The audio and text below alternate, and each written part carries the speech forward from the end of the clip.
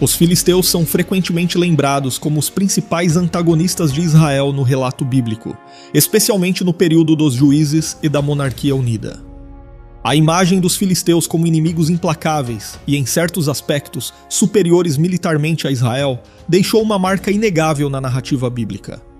Mas a história dos filisteus vai além das tensões com Israel e envolve desde sua origem misteriosa e seu protagonismo no contexto histórico da antiga região de Canaã, até a forma como o legado desse povo em certa medida perdura até os dias atuais.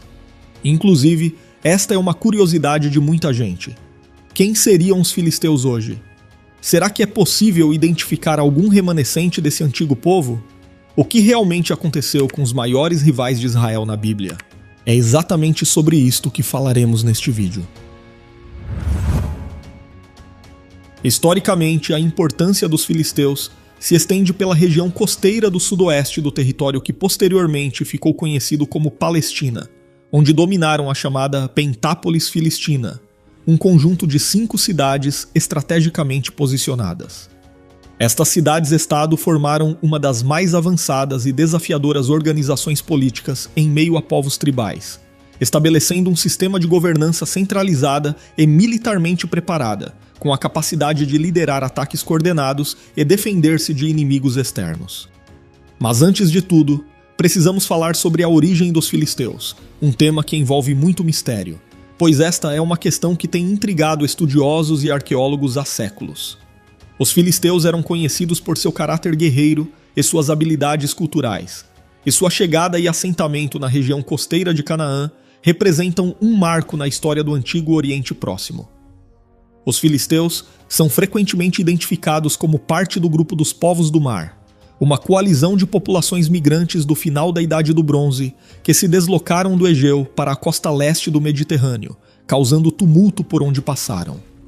O nome filisteus surge no hebraico como Felistim e aparece também em fontes egípcias e assírias. Em hebraico, o termo é um adjetivo étnico ligado à designação territorial filístia, que por sua vez deu origem ao termo posterior Palestina. É possível que essa denominação tenha raízes indo-europeias, sugerindo uma origem externa ao contexto semítico de Canaã e Israel. A Bíblia e as fontes arqueológicas indicam que os filisteus teriam vindo de Caftor, um lugar geralmente identificado como Creta.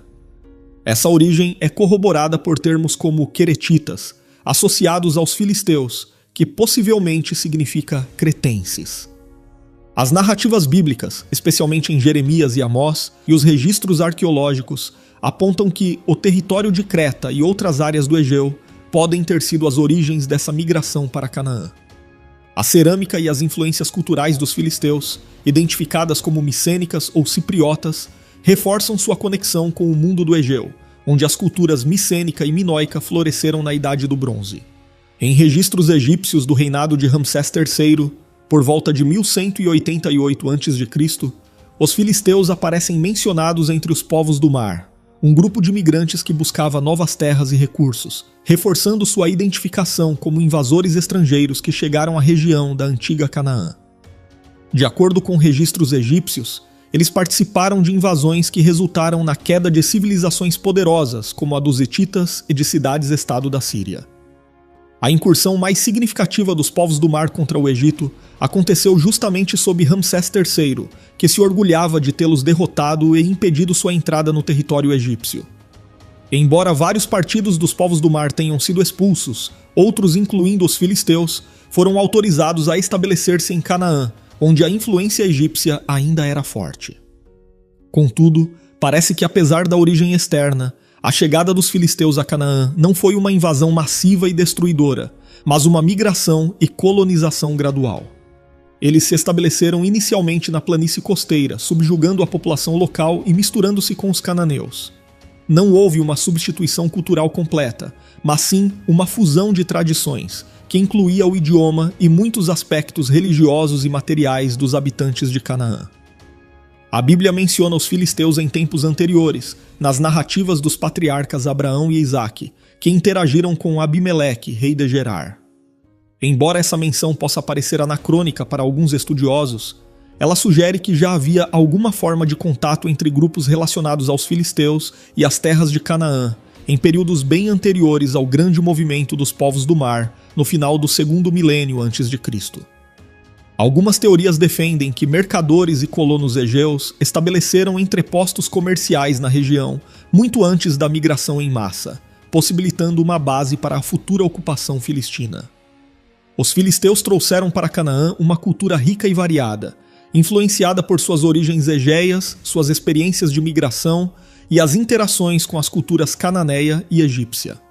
A cultura filisteia era marcada por uma organização política sofisticada, práticas religiosas peculiares, uma produção material avançada e uma identidade linguística adaptativa, que permitiu a eles uma rápida assimilação de elementos locais. Tudo isso fez dos filisteus um dos povos mais distintos e enigmáticos do Antigo Oriente Próximo. A organização política dos filisteus estava centrada nas 5 cidades principais: a Pentápolis filistina, formada por Gaza, Asdod, Ascalon, Gate e Ecrom. Cada uma dessas cidades-estado era governada por um senhor que agia como líder civil e militar.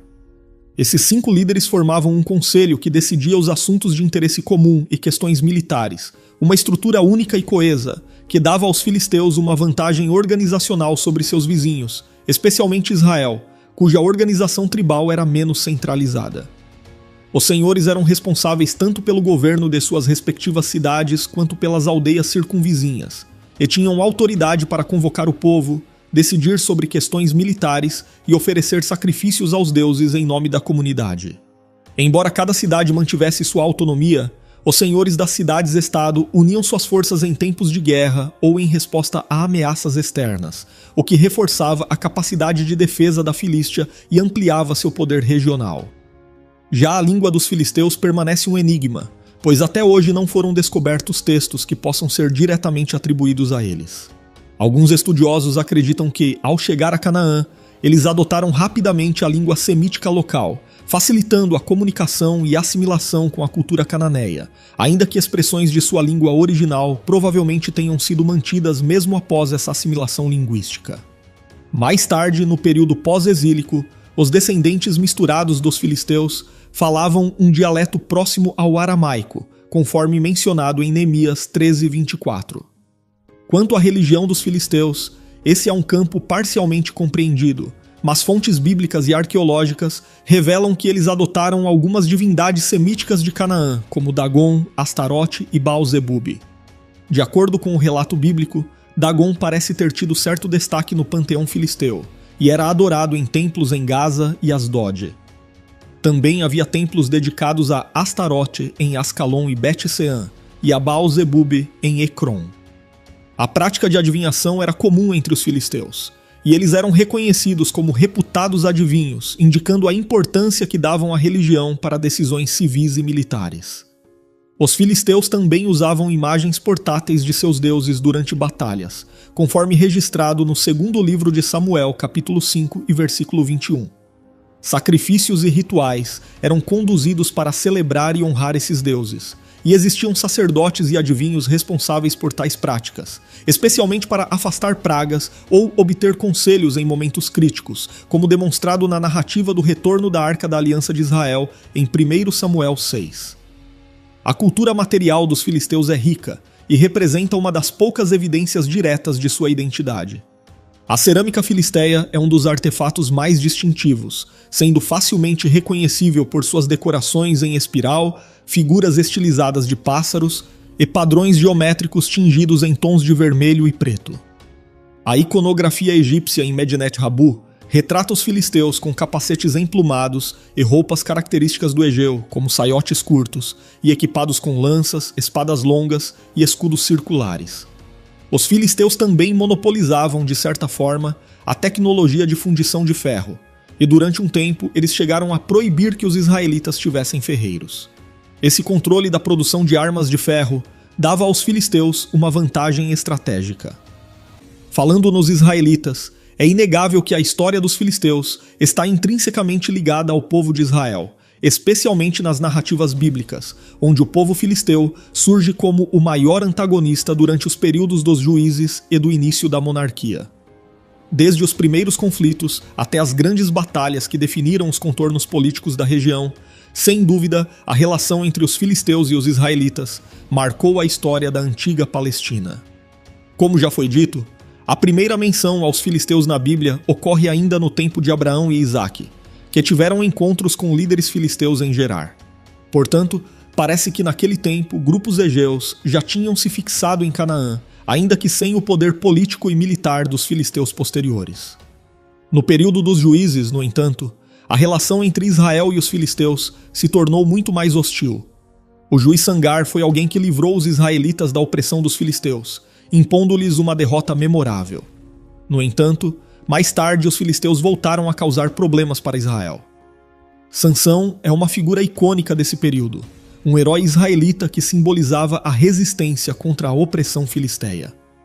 Sua força extraordinária e suas batalhas contra os filisteus, incluindo sua relação com Dalila e seu ato final no templo de Dagon em Gaza, marcou uma fase de enfrentamento direto entre esses povos. Além disso, no início do século XI a.C., os filisteus capturaram a Arca da Aliança em uma batalha desastrosa para Israel e destruíram o santuário de Siló.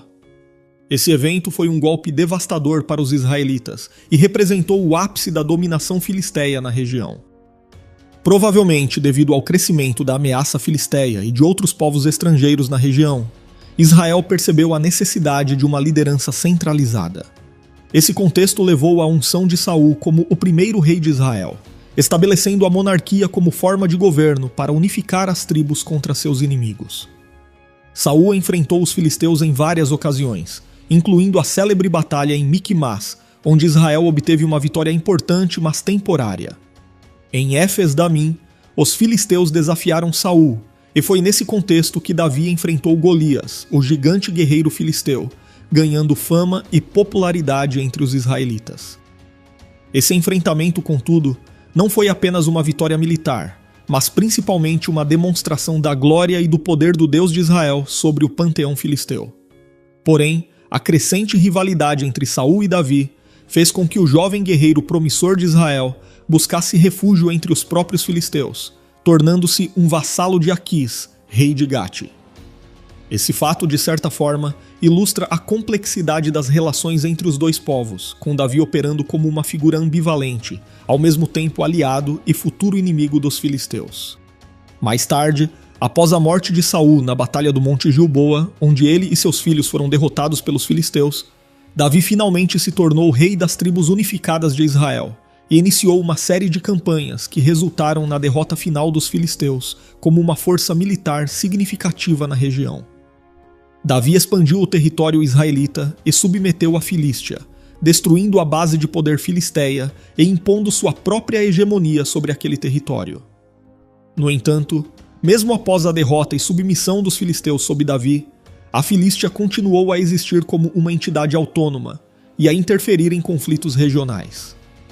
Durante o período da monarquia dividida, as cidades filistinas frequentemente se aliaram a potências maiores ou tentaram explorar os momentos de fraqueza política de Israel e Judá. Josafá, rei de Judá, recebeu tributos dos filisteus, enquanto Jeorão, seu filho, sofreu invasões filisteias que afetaram a estabilidade do Reino do Sul. Outro ponto importante sobre os filisteus na Bíblia é que os profetas hebreus em várias ocasiões falaram sobre a destruição dos filisteus, refletindo o papel simbólico que esse povo representava para Israel. Profetas como Jeremias, Ezequiel, Amós, Sofonias e Zacarias previram um destino sombrio para as cidades filistinas, associando-as ao julgamento de Deus sobre as nações que oprimiram Israel. Jeremias, em particular, mencionou a captura das cidades filistinas por Nabucodonosor, rei da Babilônia, como o cumprimento de tais profecias. Então, podemos entender que após séculos de certo protagonismo e intensa rivalidade com Israel e outras potências da região, os filisteus gradualmente perderam sua força política e militar. Esse declínio foi intensificado por uma série de fatores externos, incluindo invasões de grandes impérios, mudanças nas alianças políticas e desastres que abalaram o equilíbrio de poder no Antigo Oriente Próximo. Os filisteus, cuja identidade cultural e estrutura política havia se consolidado em torno da Pentápolis, enfrentaram um longo processo de desgaste que culminaria na sua completa assimilação e desaparecimento como povo distinto. O enfraquecimento da Filístia começou com as conquistas assírias no século 8 a.C. Os assírios, sob líderes como Tiglat-Pileser III, Sargão II e Senaqueribe, submeteram os povos da região, incluindo os filisteus, impondo-lhes pesados tributos. Embora os filisteus tenham resistido inicialmente, tentando alianças com o Egito e outros reinos para manter sua independência, as constantes derrotas e as duras represálias assírias desgastaram suas cidades e recursos. De fato, as revoltas filistinas contra a Síria levaram a retaliações brutais. Sargão II, por exemplo, ao reprimir uma rebelião em Asdod, transformou a cidade em uma província diretamente governada pela Síria. Senaqueribe continuou a política de controle direto e subjugação, garantindo que as cidades filistinas permanecessem sob constante vigilância e tributação. Esse controle assírio não só enfraqueceu a autonomia política da Filístia, mas também impactou a estrutura social e econômica dos filisteus, que foram sendo absorvidos pela cultura e administração assíria. Após a queda da Assíria, o Império Babilônico ascendeu como o novo poder dominante na região. Nabucodonosor II, rei da Babilônia, lançou campanhas agressivas contra as cidades filistinas como parte de sua estratégia para consolidar o controle do território. Esse processo incluiu a captura e deportação dos habitantes filisteus, especialmente durante os ataques a Ascalon e Gaza. As deportações promovidas por Nabucodonosor espalharam os filisteus pelo Império Babilônico, enfraquecendo ainda mais sua identidade como povo coeso. Mais tarde, com a conquista da Babilônia pelos persas, os remanescentes dos filisteus passaram a fazer parte do Império Persa, que tinha uma política de administração descentralizada e permitia um certo grau de autonomia aos povos locais. No entanto, as evidências indicam que os filisteus, já culturalmente enfraquecidos, foram cada vez mais assimilados por outros grupos da região, como os cananeus e os próprios judeus. Durante esse período, os antigos territórios filisteus foram ocupados por populações mistas, e as tradições culturais e religiosas dos filisteus se perderam gradualmente. A influência helenística, introduzida com as conquistas de Alexandre o Grande, intensificou ainda mais o processo de assimilação. As cidades da antiga Filístia, como Gaza e Asdod, tornaram-se centros multiculturais habitados por povos de diversas origens. As tradições e a identidade filisteia foram absorvidas e transformadas em uma nova cultura urbana cosmopolita, que priorizava elementos gregos e outras influências regionais. E uma pergunta que sempre surge é: quem são os filisteus hoje? Sobre isto, primeiro precisamos entender que os filisteus desapareceram como uma identidade cultural distinta por volta do século V a.C., absorvidos por outras culturas semitas e pelas influências babilônicas, persas e helenísticas. O profeta Zacarias, um dos últimos a mencionar os filisteus na Bíblia, profetizou que um mestiço habitava em Asdod, referindo-se à mistura de culturas que caracterizava as cidades filistinas àquela altura. A Bíblia e fontes históricas assinalam que, com a destruição das suas cidades e a deportação de sua população, os filisteus deixaram de existir como uma nação ou grupo étnico. Esse processo foi concluído com a absorção final dos filisteus no contexto do Império Romano, onde o termo Palestina passou a designar a região de forma ampla, sem qualquer conexão étnica específica aos antigos filisteus. Mas apesar de sua extinção como um grupo culturalmente coeso e politicamente autônomo, os filisteus deixaram um legado importante. A memória desse povo guerreiro e avançado tecnologicamente sobreviveu não apenas nas narrativas bíblicas, mas também na cultura, na linguística e na toponímia da região que eles um dia ocuparam. O próprio nome Palestina, derivado de Filístia, a terra dos filisteus, usado pelos gregos e romanos para designar a região, é uma prova da influência desse antigo povo. Na verdade, embora o nome Filístia já fosse usado primeiramente pelos gregos, foi após a repressão das revoltas judaicas durante o domínio romano que a região foi nomeada como Província Palestina, provavelmente para desviar a identidade judaica da região que anteriormente era chamada de Judéia, e associá-la aos filisteus, considerados inimigos históricos dos israelitas, ainda que os filisteus não existissem mais como um povo étnico, ou seja, o nome foi adotado pelos romanos em um contexto de punição e tentativa de apagar a conexão dos judeus com a terra. Portanto, a verdade é que essa questão sobre a existência de descendentes dos filisteus hoje, apesar de ser interessante, é complexa. Até o momento, não há evidências genéticas ou etnográficas que comprovem uma linhagem direta dos filisteus até a atualidade. Como explicamos aqui, com a dominação babilônica, persa, helenística e finalmente romana, os traços distintivos dos filisteus foram se diluindo e eles se integraram completamente à cultura regional, perdendo sua identidade étnica original. Assim, os habitantes da Palestina no período romano já não eram filisteus propriamente ditos, mas uma população heterogênea com elementos semíticos, gregos e outros. Então, embora o nome Palestina mantenha viva a memória dos filisteus, é improvável que existam descendentes diretos desse povo hoje. A assimilação completa dos filisteus nas culturas dominantes fez com que sua identidade se perdesse ao longo do tempo, e a ausência de uma linhagem contínua ou grupos que se identificassem como filisteus reforça essa conclusão. Uma curiosidade é que estudos recentes de DNA encontrados em Ascalon, uma das antigas cidades filistinas, indicam que os habitantes da cidade tinham uma origem genética mista, mas com uma forte influência egeia na fase inicial e uma assimilação posterior de características semíticas locais. Isso corrobora a hipótese de que os filisteus inicialmente tiveram ascendência europeia, derivando de populações do sul da Europa que migraram pelo Mediterrâneo para se estabelecerem na costa sudoeste do antigo território cananeu, especialmente ao norte da hoje faixa de Gaza. Porém, esse povo foi gradualmente absorvido pelas populações cananeias, principalmente através de casamentos locais, e pelos impérios dominantes que controlaram a região nos séculos seguintes, diluindo completamente essa ancestralidade estrangeira.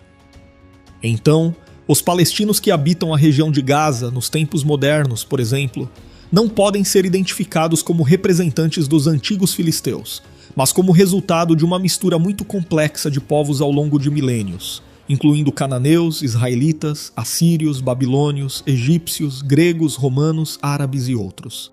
Além disso, é importante lembrar que a identidade palestina moderna, como entendida hoje, é amplamente construída em torno de uma experiência comum, especialmente após o período de domínio árabe e o impacto das questões políticas e territoriais contemporâneas. Em outras palavras, qualquer tentativa de identificar os palestinos modernos com a antiga Filístia é uma simplificação evidentemente equivocada. Por fim, também vale mencionar que na cultura popular e em algumas expressões linguísticas, o termo filisteu adquiriu um sentido depreciativo, usado até mesmo para descrever uma pessoa insensível à cultura ou às artes. Especialmente no contexto cristão, esse termo às vezes também é usado para se referir a alguém que é inimigo do povo de Deus. Essa conotação negativa é amplamente baseada nos registros bíblicos, que descrevem os filisteus como incircuncisos, idólatras e opositores diretos dos israelitas. Mas isso não significa que os filisteus não fossem um povo sofisticado culturalmente, que possuía uma sociedade avançada, com práticas religiosas complexas, e que contava com bom desenvolvimento tecnológico superior à de muitos de seus contemporâneos. Agora escreva nos comentários se você já conhecia a história dos filisteus. E se você tem vontade de estudar a palavra de Deus de forma detalhada, mas ao mesmo tempo com uma linguagem simples e objetiva, você pode estudar teologia conosco totalmente online, através de videoaulas, apostilas e com certificado de conclusão. As informações estão na descrição do vídeo e no primeiro comentário fixado.